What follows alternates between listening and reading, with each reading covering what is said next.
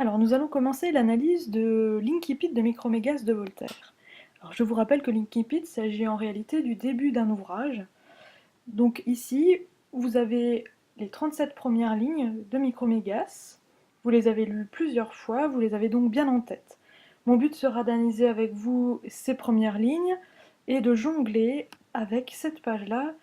En fait, c'est un brouillon où figure le plan que j'ai choisi, et vous voyez tout de suite qu'il s'agit d'un plan en 3 parties, subdivisé en 3 sous-parties.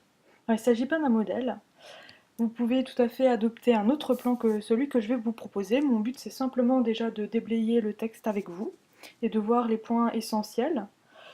Donc vous pouvez tout à fait choisir un plan, par exemple, en 2 grandes parties, subdivisé en 3 sous-parties, par exemple, ou un plan en 3 grandes parties, elles-mêmes divisées en 2 sous-parties. On va revoir déjà tout de suite la méthode pour introduire un texte de commentaire. Je vous rappelle la règle des 3 P. Vous avez une présentation suivie d'une problématique. Et enfin, il faut terminer l'introduction par un plan. Le but, lorsque vous avez un commentaire à faire à l'écrit, c'est de réaliser un seul paragraphe avec un alinéa au début. Pour la présentation, vous n'hésitez pas à présenter le siècle. Ici, on est bien sûr au XVIIIe siècle avec Voltaire. Plus précisément, il s'agit d'un siècle où on parle beaucoup de philosophes, de philosophie. On peut parler de ma philosophie en ce qui concerne Voltaire, mais d'autres écrivains également de cette époque. En tout cas, le but de l'introduction n'est pas de faire un étalage de ses connaissances par rapport au XVIIIe siècle. Il va falloir juste prendre les éléments qui peuvent vous intéresser pour analyser l'extrait.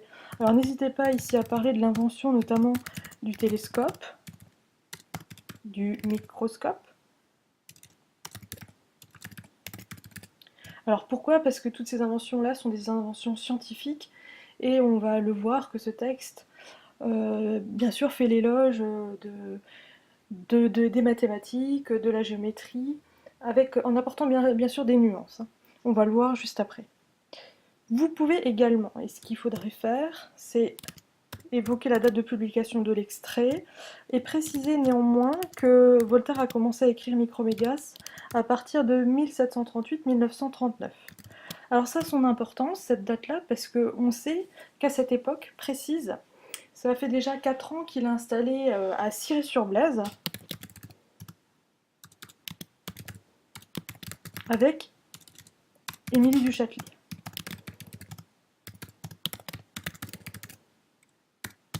Alors, c'est une époque heureuse de sa vie, et c'est pour ça que dans Micromégas, vous allez voir qu'il y a des critiques, il y a des choses très pessimistes, et en même temps un contrepoint optimiste également. Juste pour votre gouverne, quelques petites photos pour le plaisir aussi. Je vais vous présenter Ciré-sur-Blaise pour vous montrer en fait que c'était une époque heureuse de sa vie, surtout à cette époque-là, 38-39, parce que le château est pratiquement rénové. C'est-à-dire que en 1734, quand il a commencé à y habiter, le château tombait en ruine et il a entrepris lui-même des travaux et ça donne ça. Donc vous voyez qu'il était quand même bien loti. C'est là où il travaillait. Donc vous avez le château vu de loin. On va se rapprocher. Vous voyez la porte ici d'honneur. On va la voir de plus près tout de suite. Elle est là. C'est la porte d'entrée. Vous avez une inscription latine ici que l'on peut lire. Deus nobis haec otia fecit. Donc Dieu a fait pour nous ses loisirs, en parlant notamment des arts et des sciences que vous avez représentés ici de part et d'autre de la porte. Il s'agit d'une citation latine qui vient de Virgile, et bien sûr ici est mis en avant Deus, qui est du latin, qui veut dire Dieu. Un petit rappel, c'est que Voltaire était déiste, il parlait surtout de théiste, mais c'est la même chose. En fait, théos vient du grec, Deus vient du latin, donc les deux mots en fait viennent de langues anciennes différentes, mais renvoient à la même. En tout cas, il fait la confusion. Voltaire fait la confusion. Pour lui, c'est la même chose. Il croit en un dieu, mais par contre, il récuse les cultes. Voilà pour la porte d'entrée. Quelques autres photos. Une sculpture de Voltaire devant son château. La même d'un autre point de vue, donc on voit le jardin derrière. Et une dernière photo pour la route, où on voit en fait le parc qui donne sur la vallée de la Blaise. Et c'est ici que Voltaire aimait se promener avec Émilie du Châtelet. Alors, une photo que j'ai pas pu prendre parce qu'en fait c'est interdit, c'est le petit théâtre qui est très connu à l'intérieur du château, où il aimait faire des représentations et retoucher lui-même ses pièces. Donc vous voyez qu'il était bien loti et qu'il n'était pas malheureux. Voilà, tout ça pour vous dire ça. C'était la petite parenthèse. Autre chose par rapport à l'introduction, c'est la problématique qui est essentielle. Je vous rappelle qu'au niveau du collège, la problématique on vous la donne, donc il n'y a pas besoin de la chercher. En seconde seulement, on commence à vous initier, à réfléchir à une problématique. En première, ça dépend de votre section. Si vous êtes en général, à ce moment-là, on va vous demander de chercher par vous-même la problématique, bien qu'à l'oral, on vous la donne sur un papier. Si vous êtes en section technologique, on vous donne le plan et ce qui aide assez facilement à trouver une problématique. Et si vous êtes en section professionnelle, il n'y a pas de commentaires littéraires à réaliser, ni à l'écrit, ni à l'oral, hein, donc là, il n'y a pas de problème. Ici, le texte est assez simple d'analyse parce que finalement, comme c'est l'incipit, le but ce sera vraiment de voir les fonctions de l'incipit. Est-ce que notre horizon d'attente est déçu ou non parce qu'on est lecteur? Quand on lit les premières lignes d'un texte, on a envie de découvrir certaines choses. On a certaines attentes, notamment au niveau du personnage. Et c'est pour ça que je vous invite tout de suite, au niveau du plan, à commencer une réflexion autour du personnage de Micromégas, puisque c'est le personnage éponyme. C'est-à-dire, on va étudier comment il est présenté. Est-ce qu'il est présenté tout de suite? Quelle est sa singularité au niveau de sa taille, au niveau de son esprit, de son intelligence, etc. Donc ça, ce sera la première partie du plan. On pourra tout de suite, ensuite, continuer sur le caractère, le type de texte. Finalement, il s'agit d'un récit fabuleux où il y aura une grande part de merveilleux, d'imaginaire, et en fait, il s'agit tout simplement de ce qu'on appellera le genre du conte. Et en même temps, même si c'est un conte qui se repose sur du merveilleux, une histoire de géants, etc., ça n'empêche pas une réflexion, une argumentation très poussée, qu'elle soit directe ou non. C'est ce qu'on va voir juste après. Alors je vous invite tout d'abord, comme on l'a dit juste avant, de commencer par une première grande partie sur un personnage éponyme hors du commun. Alors on va voir pourquoi Micromégas est un héros éponyme hors du commun. Éponyme, je vous rappelle juste ce que ça signifie, c'est juste que le nom du personnage a donné le titre de l'ouvrage. Donc ici, Micromégas, c'est à la fois le personnage principal de l'histoire et aussi le titre de l'ouvrage que l'on étudie. La première sous-partie, je vous propose d'analyser la singularité du personnage de Micromégas. Alors, on va revenir sur le texte. Avant de prendre précisément ce personnage et de l'analyser de Micromégas, on a juste un petit commentaire sur la structure du texte. Vous le voyez. Il est divisé en 4 paragraphes. Et finalement, Micromégas, il ne va pas se faire attendre longtemps puisque son nom apparaît dès la 3e ligne. Alors, qu'est-ce qu'on sait sur Micromégas? Tout simplement déjà son nom, c'est Micromégas. Une petite analyse au niveau de l'étymologie et également de l'onomastique de ce mot-là. Micromégas vient de micros. Alors je vous invite à regarder une page du dictionnaire du Bailly. Alors le Bailly, c'est le dictionnaire grec-latin que vous pouvez trouver gratuitement en ligne sur internet. Donc je vous montre, vous pouvez tourner les pages vous-même, c'est assez agréable. C'est comme si vous aviez le gros dictionnaire devant vous. Et bien sûr, vous pouvez le zoomer parce que là vous voyez rien. Alors, je vous ai déjà mis sur la page de Micros, que vous voyez, alors je vais encore grossir un petit peu, voilà, que vous voyez ici écrit. Alors bien sûr, c'est écrit en lettres grecques, donc vous avez le mu, iota, kappa, rho, omicron, pardon, sigma, qui se lit donc micron en grec. Mais si vous regardez la définition, en parlant de personne, ça signifie d'être de petite taille. Voilà pour micros, et qu'est-ce que ça donne au niveau de... Donc pour micromégas, micros petit, et qu'est-ce que ça donne pour mégas? Vous regardez de nouveau dans le Bailly, on grossit la page, Vous avez ici en bas, si vous voyez, je vais encore hop, un petit coup, tac, mégas, ici que vous avez décliné parce que c'est une déclinaison d'un adjectif, donc au masculin, féminin et neutre. Donc vous avez ici écrit en grec, en grec, mégas, mu, epsilon, gamma, alpha, sigma. Et si vous avez la définition, hop, on monte un peu en haut. Voilà, en parlant de personnes, grand, de taille. Donc finalement, vous avez un nom composé de petit et de grand, ce qui est tout à fait étonnant. Vous avez comme un oxymore dans le mot propre de Micromégas. Donc ça invite déjà une réflexion sur le relativisme, qu'on va étudier de façon beaucoup plus précise par la suite. Donc Micromégas, vous avez déjà, donc je vais prendre la couleur rose. Hop. Déjà un petit commentaire sur son nom. On continue. Voilà pour le nom, on a déjà ça comme indication, on n'attend pas longtemps pour l'apprendre. On sait également très rapidement que c'est un Syrien, il sera indiqué comme ça par la suite du texte.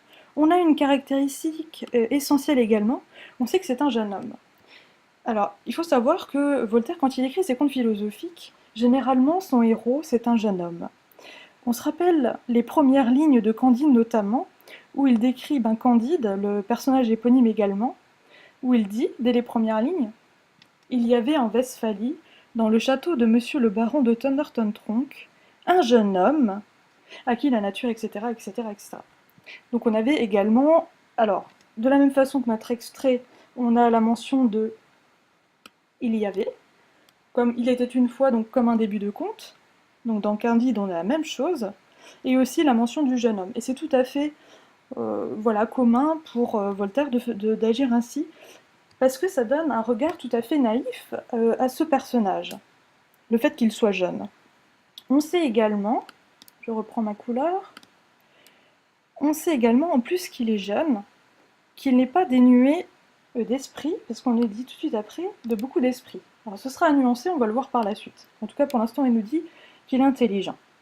Et on sait également sa taille, 8 lieues, et on nous donne déjà une équivalence, ça donne un côté très redondant à cette indication. On sait que c'est un géant parce que si on fait une conversion, c'est une unité de mesure de l'époque, mais si on fait la conversion, on sait à peu près qu'il fait 35 km de haut, donc c'est énorme, donc il s'agit d'un géant, ce qu'on va voir tout de suite dans la deuxième sous-partie. Donc la présentation d'un géant. Donc on avait quelque chose de tout à fait général dans le premier paragraphe, on va descendre un peu l'analyse et on va s'intéresser aux deux paragraphes suivants. On va prendre la couleur bleu clair.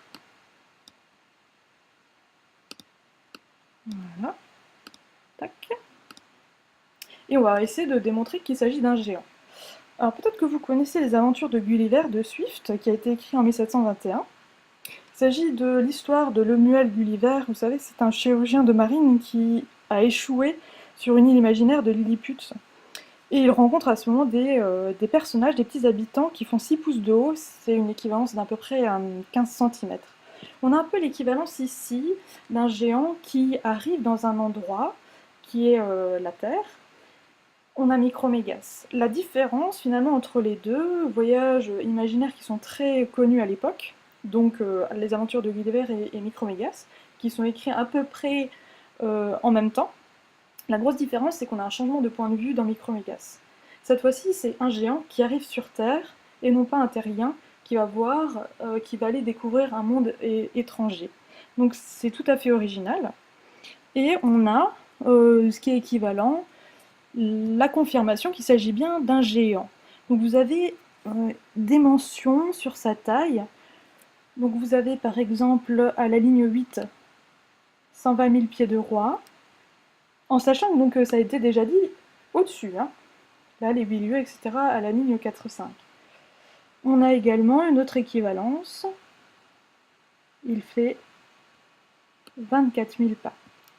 Donc tout ça pour dire qu'il fait donc 4 fois, on a 4 fois la répétition des 35 km de haut. Donc il insiste énormément sur sa taille et sur le fait qu'il s'agit d'un géant. Alors plus précisément, j'aimerais bien qu'on analyse ensemble cette partie de phrase qui est un parallélisme de construction qui met en évidence la taille de de Micromégas par rapport à nous, terriens. J'ai juste fait un copier-coller de la phrase, juste pour vous la montrer. Je reviens sur du blanc, voilà. Elle est construite, cette phrase-là, selon un parallélisme de construction syntaxique. Vous avez ici une conjonction de subordination qu'on retrouve juste après. Vous avez le nom du personnage qui est mis en parallèle avec les terriens. On a une apposition. On sait que Micromégas est un habitant du pays de Sirius, alors que nous sommes citoyens de la Terre. Donc 2 appositions. On a également la répétition de l'auxiliaire avoir, de part et d'autre, donc ça confirme bien le parallélisme. Par contre, la grande différence, et c'est ça qui marque une grande différence entre le géant et nous-mêmes, c'est la mention du chiffre. Donc là, vous avez des chiffres importants. Par contre, nous, on ne mesure que 5 pieds, en sachant que ça correspond à peu près à 1,65 m. Cette différence-là de taille est en plus mise en valeur par une négation restrictive, ne guère, pour dire que nous n'avons guère que 5 pieds, donc nous sommes vraiment très petits. C'était la petite parenthèse pour analyser, donc j'ai juste repris ce passage-là. Autre petit détail au niveau de la taille, c'est la ceinture. On sait également que la ceinture, elle est très grande. On a encore des chiffres qui sont évoqués. Hop, je reprends du bleu. Hop, voilà. 50 000 pieds de roi de tour en parlant de la ceinture. Donc c'est bien un géant, cela est confirmé. Et un petit clin d'œil quand il dit que voilà, tout ça a une très jolie proportion. On reviendra sur les modélisateurs juste après. Voilà pour la deuxième sous-partie. On continue avec un personnage aussi intelligent que grand. On vient de voir qu'il était grand, qu'il s'agissait d'un géant. Qu'en est-il de son esprit? Alors dès la deuxième ligne, on avait appris qu'il avait beaucoup d'esprit. Mais est-ce que ce n'était pas ironique? Alors on peut se le demander, notamment lorsque l'on voit après. Alors je reprends juste du vert. Tac. Le conteur précise quand même, quant à son esprit, donc on est à la ligne 22, quant à son esprit, je surligne, c'est un des plus cultivés que nous ayons. Alors il s'agit là d'un superlatif relatif de supériorité. Alors il faut faire attention parce que c'est pas marqué, quant à son esprit, c'est le plus cultivé que nous ayons. Non, c'est marqué, c'est un des plus cultivés que nous ayons, ce qui n'est pas la même chose. Cette expression et cet ajout de un des plus cultivés que nous ayons atténue le caractère exclusif du superlatif. C'est confirmé juste après. Alors je reprends le vert. Lorsque l'on conteur ajoute une antithèse, il sait beaucoup de choses, il en a inventé quelques-unes. C'est une antithèse entre beaucoup et quelques-unes. Alors il sait beaucoup de choses, certes, parce qu'il doit peut-être avoir beaucoup de mémoire, mais en même temps, quand il s'agit d'une connaissance acquise et qu'il doit lui-même s'approprier, là par contre il n'y en a plus que quelques-unes. Donc c'est beaucoup moins. Vous avez ici une antithèse. Je vous rappelle que l'antithèse, c'est une opposition, généralement dans une même phrase, de 2 termes qui s'opposent en sens. À ne pas confondre avec l'oxymore où les termes sont là côte à côte. Par ailleurs, son esprit également, son intelligence est toute relative, en tout cas est nuancée, parce que il nous dit par la suite qu'il devine des propositions. C'est à la ligne 24. Ce verbe est tout à fait étonnant, c'est-à-dire que Micromégas devine des propositions d'Euclide, ce qui n'est pas rien. Alors on attendrait plutôt que le verbe deviner d'autres verbes un peu plus élogieux quant à son esprit. On attendrait par exemple compris, décrypta, appréhenda ou saisi les propositions d'Euclide qui mettraient en valeur son esprit et son intelligence. Mais ce n'est pas le cas ici, il les a devinées. Nuance également. Quant au livre qu'il a écrit par la suite, le livre que Micromégas a écrit est qualifié de fort curieux. Pareil, ici, on s'attendrait plutôt à un autre adjectif, un livre plutôt fort intéressant, fort recherché, fort intelligent. Mais curieux, on voit que le conteur n'est pas tout à fait lui aussi convaincu de l'intelligence de Micromégas. Alors, on continue tout de suite. On a déjà vu et analysé le personnage, sa description, sa singularité, sa présentation. On continue avec un début de récit fabuleux. Alors je mets des guillemets ici parce qu'en fait j'emprunte cette expression-là à l'encyclopédie du XVIIIe siècle, lorsqu'il définit en fait le conte. Un conte, selon l'encyclopédie, c'est un récit fabuleux. Alors pourquoi? Tout simplement parce que il y a la présence d'un conteur. Un conteur, c'est une espèce de narrateur qui intervient dans l'histoire.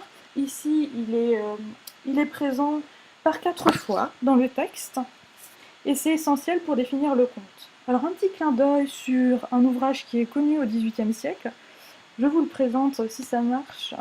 Voilà, je suis sur le site Gallica, vous avez La justesse de la langue française, c'est un livre qui a été écrit par Gabriel Gérard en 1718. Vous avez la table des menus ici. On va chercher le mot conte. Qu'est-ce qu'il pense? Comment il définit finalement le conte par rapport, vous voyez, à la fable et au roman. Je vais essayer de grossir. Voilà. Faire un zoom. Hop, encore. Hop. Voilà. Pour lui, au XVIIIe siècle, un conte, c'est quoi? C'est justement, hein, par rapport à notre conteur, dont on parlait juste avant, un conte est une aventure feinte et surtout narrée par un particulier. On continue. Un peu après, il redit la même chose. Ici, les contes doivent être bien narrés. Donc une des caractéristiques, je ne vous lis pas le reste, mais vous pouvez tout à fait le consulter, hein, c'est sur le site Gallica gratuitement sur internet. Vous pouvez retrouver cet extrait de La justesse de la langue française, où vous avez la définition du conte comme étant une histoire qui est bien narrée. Alors on va essayer de le démontrer, comme je vous le disais juste avant, en repérant les 4 interventions du conteur.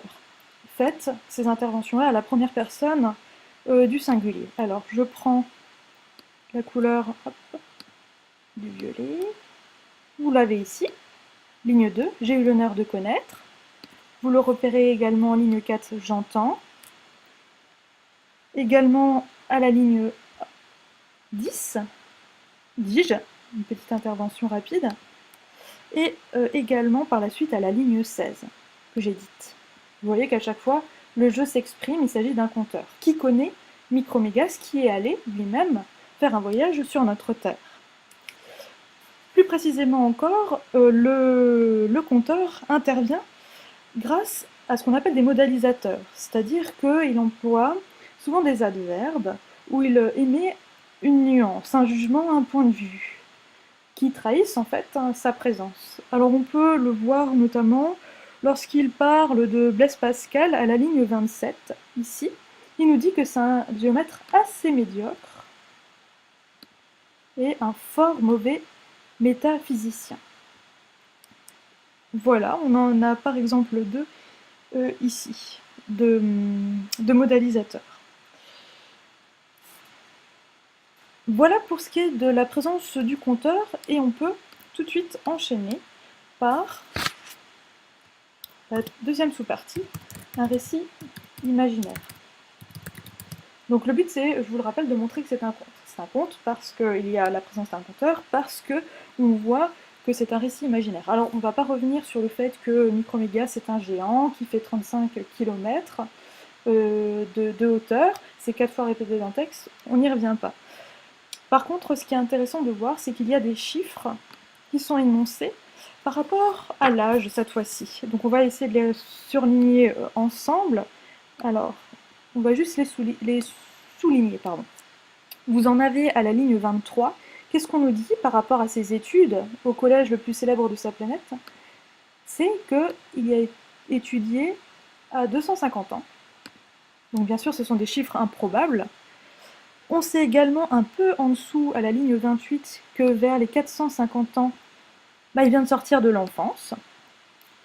Et que finalement, lorsqu'il a publié son livre, il a eu donc un procès qui a duré 220 ans. Ces chiffres sont bien sûr improbables et ça nous ancre parfaitement dans un récit qui est imaginaire. et dans l'ordre du merveilleux.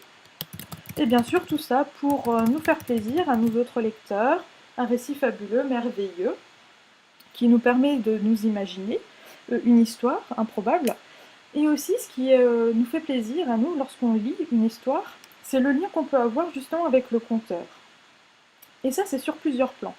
On peut notamment avoir une relation très intense avec le conteur lorsqu'il s'agit de la parodie.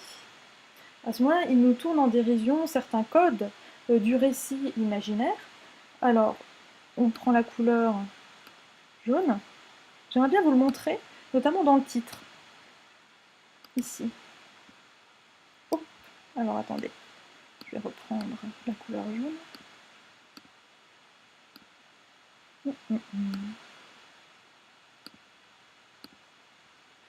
Voilà. Alors, le titre de ce chapitre 1, Voyage d'un habitant du monde de l'étoile Sirius dans la planète de Saturne. Alors déjà, on voit que c'est un titre qui est long, et surtout que c'est un titre qui a une syntaxe grammaticale très lourde, un style très lourd. Et en fait, c'est un clin d'œil au récit de voyage classique. Alors on pense bien sûr tout de suite aux voyages de Gulliver, qui sont divisés en 4 voyages, à chaque fois intitulés Voyage à, Voyage à Lilliput, Voyage à la Puta, etc. Mais bien sûr, les titres sont beaucoup plus courts et d'un style beaucoup plus léger. Ici, c'est une parodie par le quadruple complément du nom que vous avez. Alors, je vais vous le montrer. On a un premier complément du nom ici, le voyage d'un habitant.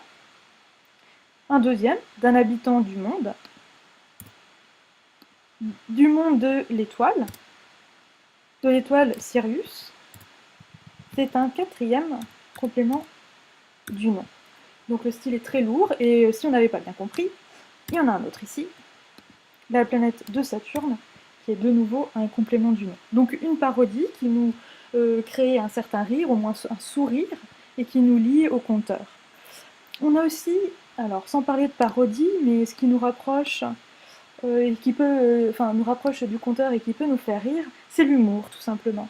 Alors on se rappelle de Micromégas qui a publié un ouvrage et qui a été condamné. Alors ce qui est rigolo, c'est de voir que, alors bon, le mufti, il s'étonne parce qu'il y aurait des propositions suspectes, malsonnantes, téméraires, hérétiques, sentant l'hérésie. Vous avez là une belle accumulation qui s'oppose en fait au sujet même du livre que Micromégas a écrit. En fait, il s'agissait d'un livre sur les puces et les colimaçons. Les colimaçons, je vous rappelle que c'est les escargots. Donc il y a un décalage entre vraiment la peine qu'on a pu, et puis surtout la durée, on l'a vu tout à l'heure, la durée du procès, et puis en fait le sujet même du livre qu'il a écrit. Donc c'est traité avec humour pour nous faire rire ou tout au moins sourire. On a aussi, en plus de la parodie et de l'humour, de l'ironie. Il faut monter un petit peu plus haut dans le texte, ici. Quelques algébristes, gens toujours utiles au public. Alors les algébristes sont des mathématiciens qui font des calculs, et l'emploi de l'adverbe toujours marque une exagération. On voit ici qu'il s'agit d'une antiphrase et que Voltaire ne pense pas exactement ce qu'il dit. Il dit le contraire de ce qu'il pense. Donc il s'agit de l'ironie ici. Donc si je récapitule, au niveau du plan, le plaisir des lecteurs peut se fonder sur la parodie, sur l'humour et sur l'ironie. On continue ensuite avec une argumentation au service du combat des Lumières. Alors, maintenant qu'on a vu qu'il s'agissait d'un extrait qui reposait sur l'imaginaire, raconté par un conteur, pour notre plaisir, le but ce sera de voir que le but c'est pas seulement de nous faire plaisir, mais aussi de nous instruire. Vous vous souvenez de Castigat Ridendo Mores, le but c'est pour un extrait ou un texte, non seulement de nous faire rire, mais aussi de nous faire réfléchir. Donc c'est ce qu'on va essayer de montrer. Alors la première idée, c'est quand même l'ancrage référentiel, c'est-à-dire que pour nous faire réfléchir, il faut quand même qu'on ait des références au monde concret de Voltaire, c'est-à-dire au XVIIIe siècle. Donc je vais prendre la couleur rouge et je vais essayer de vous montrer en analysant le texte. Alors des choses très concrètes, ce sont déjà les noms propres. On a la mention de Blaise Pascal qui a véritablement existé et qui a eu une véritable confrontation avec Voltaire. Vous avez des choses un petit peu moins directes, Lorsqu'on parle du mufti, en fait c'est un clin d'œil et ça renvoie à quelqu'un qui n'est pas directement cité, mais il s'agit de Jean-François Boyer, qui était un moine protégé par le cardinal de Fleury et qui était un grand ennemi de Voltaire. Donc vous avez des références précises à des gens, hein, parce que le but c'est de montrer que c'est référentiel, que c'est bien ancré dans le XVIIIe siècle. Donc vous avez des noms de personnes, vous avez également des noms de pays. Vous avez des pays que l'on connaît tous, hein. Vous avez l'Allemagne, l'Italie, vous avez la Turquie, la Chine. Et ce qui est très important, c'est ce que je surligne ici en dernier, Moscovie. Alors, en sachant que la Moscovie était une région historique jusqu'à la fondation de l'Empire russe en 1721. Donc l'emploi de ce mot particulier, de ce nom propre, est tout à fait révélateur et on sent bien que l'on se trouve à ce moment-là au XVIIIe siècle. D'autres choses qui peuvent ancrer le texte dans la réalité sont les unités de mesure. Bien sûr, nous, enfin, vous savez qu'on s'exprime en kilomètres, en centimètres, etc., et non en lieues, et non aussi, alors je vais retrouver alors il y a les lieux encore ici, et vous avez aussi les, voilà, ici les pieds de roi, voilà, les pas, vous voyez ici, hop, les pas, pieds de roi. Donc vous avez des unités de mesure. Et aussi, pour terminer, ce qui est très référentiel, c'est tout simplement, vous avez là des activités que vous connaissez, d'être souverain. Il n'y a rien d'imaginaire, il y a des souverains dans le monde. Il y a des muftis. Qu'est-ce qu'on sait également? Qu'il y a des ici jurisconsultes, des algébristes. Enfin, vous avez en tout cas des activités qui ne sont pas du tout imaginaires et qui ancrent bien le texte dans la réalité du monde du XVIIIe siècle. Voilà pour l'argumentation. Avant d'argumenter ou de faire la critique de quelqu'un, il faut déjà qu'on ancre les textes dans un contexte, et ici c'est celui du siècle des Lumières. On continue. Un plaidoyer en faveur de l'empirisme. Alors l'empirisme, qu'est-ce que c'est? En fait, c'est une théorie, c'est une façon de penser, une méthode qui repose essentiellement sur l'observation et qui en fait place l'expérience au centre de tout. Le but c'est de tirer des conclusions de sa propre expérience. Alors c'est tout à fait le cas, hop, je reprends la couleur du gris, tac. C'est tout à fait le cas de Micromégas, puisqu'on nous dit dès le début qu'il aime voyager et qu'il a voyagé. Donc il va voyager, on sait que c'est un jeune homme, donc il a peu d'expérience, mais il a envie d'en avoir, et c'est pour ça qu'il va voyager pour découvrir le monde.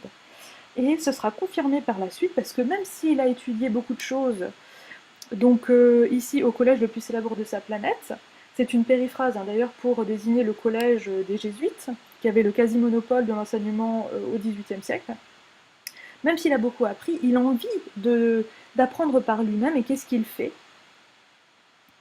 Il disséqua beaucoup de ces petits insectes qui n'ont pas 100 pieds de diamètre et qui se dérobent au microscope ordinaire. Il dissèque lui-même, il tire ses conclusions, donc son livre, mais d'après des choses qu'il a faites lui-même, d'après son observation des insectes.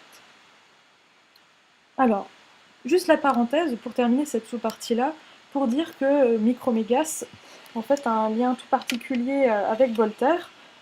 On peut dire que c'est une image de Voltaire, puisque lui-même, ce philosophe Voltaire, a voyagé en Angleterre, a acquis des connaissances, un savoir, une expérience grâce à ce voyage-là, qu'il a écrit par la suite les lettres philosophiques, et que ces lettres philosophiques ont été largement attaquées dès leur publication, ce qui lui a valu l'exil. Donc on voit beaucoup de parallèles entre l'histoire de Micromégas et celle de Voltaire.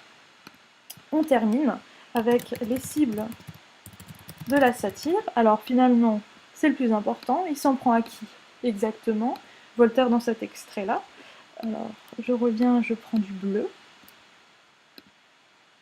Alors, à plusieurs personnes. D'une façon très précise, il s'en prend à un particulier, il y a Blaise Pascal. Hop, je le remets plutôt en bleu. Voilà. Blaise Pascal, dans la 25e lettre philosophique notamment, qu'il a publiée et qui lui a valu l'exil, comme je vous l'ai dit juste avant, il a critiqué une cinquantaine des pensées de Pascal. Donc il s'en prend à lui, il dit que c'est un géomètre assez médiocre et un fort mauvais métaphysicien. Donc là, la satire, elle est directe. Vous avez par contre des critiques un peu plus subtiles, et comme ce qu'on avait vu tout à l'heure, le mufti, en fait, qui représente la religion, et c'est lui qui est critiqué parce qu'il fait preuve de fanatisme et de superstition. Finalement, avec l'accumulation que vous avez ici, on voit qu'il n'a pas confiance en un livre, alors que ce livre parlait juste des puces et des colimaçons. Et pour terminer, la satire s'applique également, d'une façon très virulente, aux jurisconsultes. Pourquoi? Parce que c'est eux qui condamnent le livre, et pourtant, on nous dit qu'ils l'ont même pas lu. Ici, c'est une allusion aux difficultés de publier librement au XVIIIe siècle. C'était très difficile d'éviter la censure au XVIIIe siècle. Alors, ça, je vais peut-être vous le dire quand même, on va en parler, si je retrouve. C'est très subtil, mais il faut le voir. À la ligne 6, par exemple, vous avez des verbes, et regardez le temps de ces verbes-là. Prendront, trouveront. On avait la même chose un peu après, si je retrouve. Hop, hop, sur les sculpteurs, là. Conviendront. En fait, c'est du futur. C'est pour éviter la censure. S'il y a les algébristes, s'il y a des sculpteurs, des peintres qui se révoltent, qui s'en prennent à son écrit, qu'est-ce qu'il dira? Voltaire va dire mais non, je n'ai rien dit. C'est au futur, c'est pas du présent, donc ce n'est pas juste. Donc c'est une façon détournée d'éviter la satire, de ne pas utiliser du présent, mais plutôt du futur pour éviter les attaques. Petite conclusion très rapide sur ce que l'on a vu. Le but, c'était de voir finalement que notre horizon d'attente n'est pas forcément déçu, il ne nous fait pas attendre, hein. On n'a pas, comme par exemple l'apparition de Tartuffe très lointaine par Molière, on n'attend pas plusieurs pages, plusieurs chapitres ou des actes pour attendre l'arrivée du personnage dont il est question, le personnage éponyme. Non, là, voilà, on l'a vu à la 3e ligne, Microméga s'est cité. Donc on a une présentation de ce personnage-là directement. On a vu également que ce personnage-là s'ancrait vraiment dans un monde imaginaire, dans un récit de voyage, parce que il y a du merveilleux, parce que c'est imaginaire, et qu'en même temps, c'est un subterfuge pour nous faire plaisir à nous, et en même temps pour nous glisser certains messages au service du combat des Lumières. On a vu plusieurs satires, et on a vu que c'était, alors s'il faisait la satire de la religion, de la justice, etc., c'était aussi un plaidoyer en faveur le but c'est de faire des expériences, d'acquérir du savoir, et cela par soi-même, ce qui est le plus important selon Voltaire.